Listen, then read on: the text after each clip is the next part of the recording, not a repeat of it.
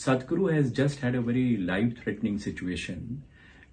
He had headache for the last 4 weeks. The headache was very severe, and he was, ignoring the headache and doing all because he wanted to do all his normal activities. He was resuming all his functions, all his meetings. He even carried out the Mahashivratri function on 8th of March, despite the fact that he was in agonizing pain. He somehow ignored the pain and he continued with all his meetings. The pain really became severe on 15th of March. And that's when he consulted me, and we knew immediately that there was something sinister happening, the way the pain was worsening. And this was around 4 o'clock. I insisted that we have an MRI, but he had a very important meeting at 6 o'clock. He's so focused on his meetings. He told me, "Doctor, I've never, in 40 years of my life, I've never missed a meeting. And I can't miss this 6 o'clock meeting." Somehow we could actually persuade him, and we got an MRI done. And the MRI actually showed, that he had massive bleeding in the brain. It was outside the brain and below the bone. There was massive 2-time bleeding, some which had happened about 3 weeks back, one that had happened maybe 2 to 3 days back. But, we insisted that he gets admitted immediately, but because of his commitments, he just went ahead with his meeting at 6 o'clock without anybody getting to know that he was that unwell. Next day, he had a very important India Today conclave, which with lot of painkillers and sedation, he still attended that, and he, it was such a marvelous interview he gave.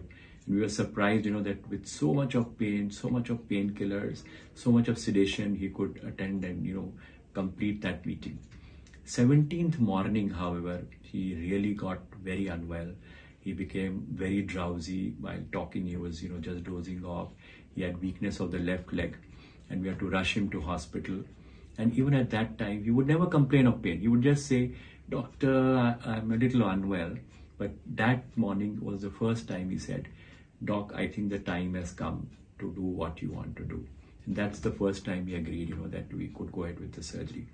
So 17th, we admitted him. When we got the CT scan, there was life-threatening swelling in the brain. The brain was shifted to one side, and he had become very dull, very confused, and the left leg had started to get weak.